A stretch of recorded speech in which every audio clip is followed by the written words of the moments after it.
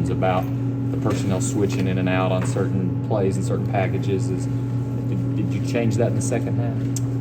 We limited the amount of shifting and motioning that we did do in the second half. Again, we thought a lot of that was going to have to be an advantage for us to get off the press coverage and whatnot, and obviously it's something we'll take a look at. Bush, all the subbing, is that a side effect of what we talked about about not having a true go-to receiver and trying to get all of those guys involved? Or? We'll have to take a look at it again. I thought those guys played extremely hard. I thought Kendrick Law did some really good things out there, and so again, we'll have to figure out what the miscommunication was and work to improve. Regardless of what Zach's injury status is, how much do you have to look at Cutter and give him an extended look this week? I think we're going to evaluate everything, and again, just thought, Cutter was put in a tough situation there at the end to come in, but we're always evaluating. We'll take a look at it. Bush, in your opinion, what's holding the passing game back? We got to take a look at it. If it was just a quick, easy fix, I think, we'd be able to pinpoint what that is. Again, we have got to do some things to help us out on the perimeter, make sure people aren't just pressing us all over the place. And again, it's what we have to do to try to get guys open right now.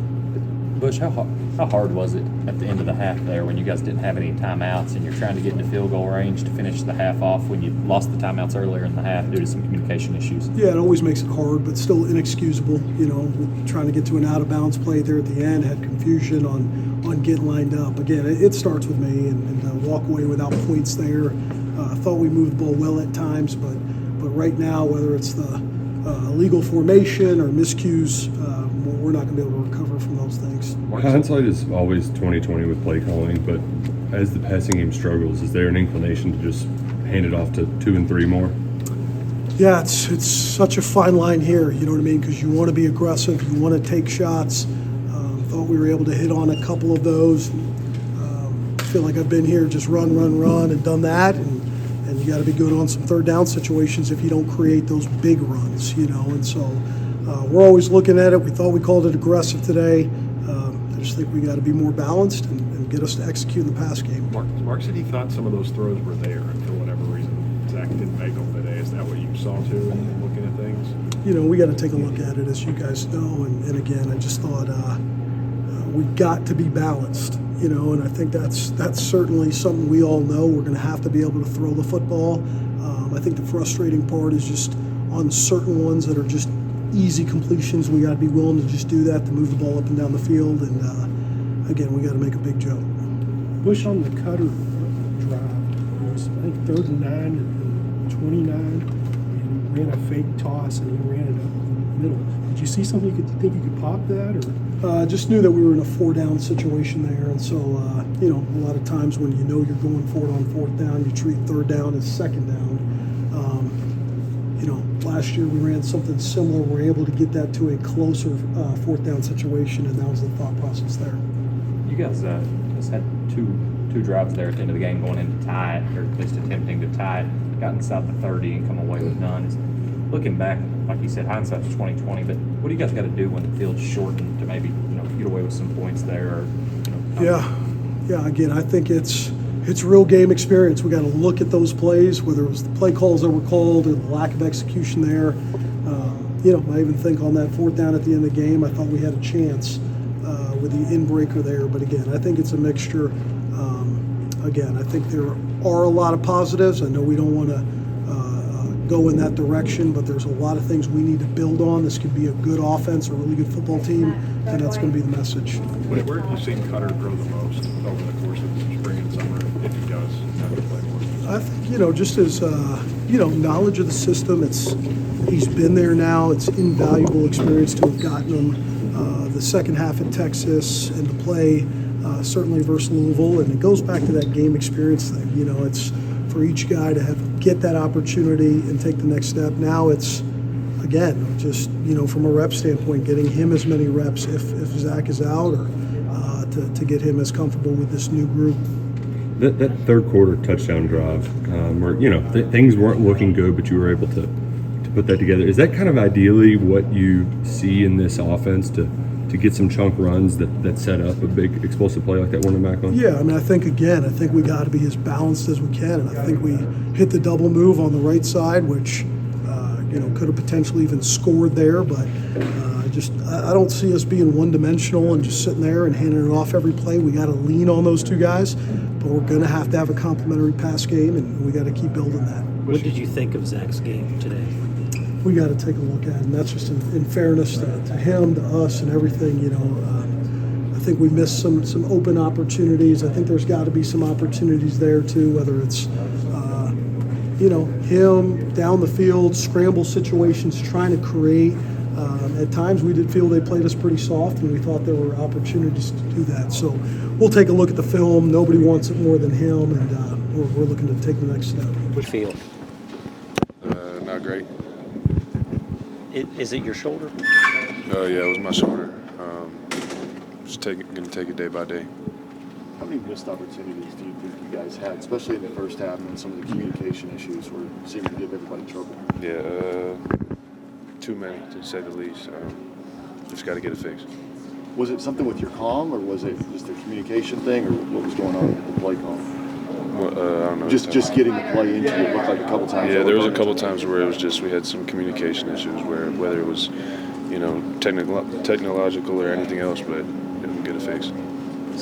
As a guy who's had shoulder issues in the past, how scary is it when it happens again out there? Yeah, I mean it's the other one, so it's different. But yeah, I mean just trying to get back out on the field was my number one thing, and I was upset that I couldn't. But it is what it is. Coach Stoops said there were some really difficult throws, not easy throws, but ones that maybe could have been made. Did you feel like you missed on a couple that maybe should have got rid of the ball sooner? Yeah, definitely. A couple, always looking for plays I could have made, that I didn't make. So, no matter whatever the difficulty is, no matter how far it is, no matter how small the window, if there's an opportunity to make it, I think I can make it. Big play to Jamari, it had to feel good to finally connect about that. Yeah, it did. How much does that drive kind of what you think this offense can be, what you did there in the third quarter? I think I felt really good after that drive. I think that, it showed our ability to, first of all, get explosive plays, but also capitalize off those. Zach, in your opinion, what is missing in the passing game these first 2 weeks? I'm gonna go watch the film. I don't know. Exactly. Yeah, appreciate it. Thank you. Where are we at? Seth, you had a big game tonight as far as rushing the ball, 6.2 yards a carry. But what does the offense got to do to keep it going consistently overall? First of all, I just want to say I'm proud. I'm really proud of this group of guys. Still proud of this group of guys, even though I'm not proud of how we as a whole performed today. That includes myself. I think, like I said, the things that we have to fix are minuscule and they are fixable. Things like communication and just an overall synchronicity with one another. But that's what I'm at the same time most excited about is that we're this close, and I keep reiterating that to guys, and coaches are reiterating that back to us about how close we are to being a really scary offense and a really good football team. So I'm just looking forward to opening that film and getting back in here with these guys on Sunday and getting this stuff squared away because like I said, I feel like we obviously could have performed way better. That's respect to them. Ole Miss is a great football team, but I know where I'm placing my chips at the end of the day. So we just got to get better. Seth, in your mind, what is this? It's like I said, honestly, things like just communication from the sideline onto the field, communication even on the field. When we crack open those iPads on the sideline, we just got to really come together. And that's all units across O-line, running backs, quarterbacks, receivers. We just all got to be on the same page. And I don't believe that we were today. With how well the running backs are doing, do you feel like you guys maybe need to carry a little bit more of the load right now while the passing game gets things figured out? I mean, that's not up to us, right? We're not calling the shots, and all we can do is be ready when our number is called. And I think me and Dante have done a pretty good job at that. Bullware has kept our minds right. He's kept our legs fresh. And, we got other weapons, too. It ain't just us. We got J-Pat. And, you know what I'm saying? It's mostly that. So, that's all I got to say about that. Seth, it seemed like in the first half, all the subbing in and out was a problem, getting guys lined up and the right personnel in the field. How do you all fix that part of this? Right. No, it's just, like I said, it's just about enhancing that communication, getting better with the guys on the sideline that are extending signals to us and, just getting on the same page with them. I think, we all got to stay ready. It doesn't matter, what the situation is. Like you said, like you saw Cutter came in, how late into the fourth, you know what I'm saying? Like, those are moments that everybody on this team has got to be ready for. Like, I know this league isn't just some cupcake league. It requires everybody. It requires you to empty the tank every week. And so, that's just something that we all 90, 100 something of us got to be ready for. I know you wanted the win, but deep down to perform on the national stage once again, did that mean anything to you? To be honest, not really, because we didn't come out with the win. I don't think that the state of Kentucky is happy right now just because a player might have played okay. I think that ultimately we're playing this game to win. I don't care what the outcome is other than if we won the game or if we didn't win the game. So, as far as that goes, that really isn't any of significance. We just got to be ready to keep stepping it up. Like, my whole motto is just get better. That doesn't matter how good or bad, one of us played or any individual. Just get better week by week. Take that next step and, see where that lands us. Seth, what does the rest of the offense have to do this week with some uncertainty at quarterback, with Zach hurt, maybe Cutter getting some extra reps in practice? I don't really feel like it's a big dramatic shift that we got to make. I think, we've all been there. We've all been working out together. We've all suffered together. And we all know schematically what we're trying to do and what we're trying to establish. So, I think the best thing that we can do is keep both of those guys heads up and, keep it healthy competition. That's a big thing. Sometimes competition can get a little personal, and that's not what we want. That's not what we're about.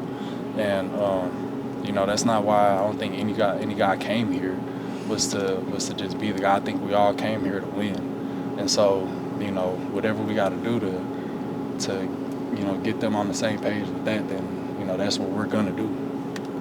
So you were able to find a lot of openings tonight, including the 2 touchdowns. How big was the offensive line tonight in helping you all get open? Oh, they're always phenomenal. I always love the O-line. Shout out to, Jagger, Josh Braun, Farmer, Fogler, Pete. Those guys are phenomenal.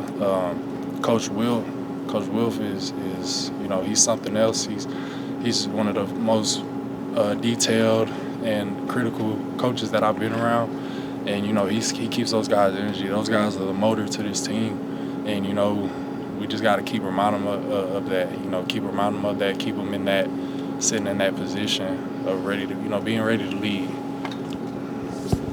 Thank you, Seth. Thanks, Seth. Appreciate it. Sorry I was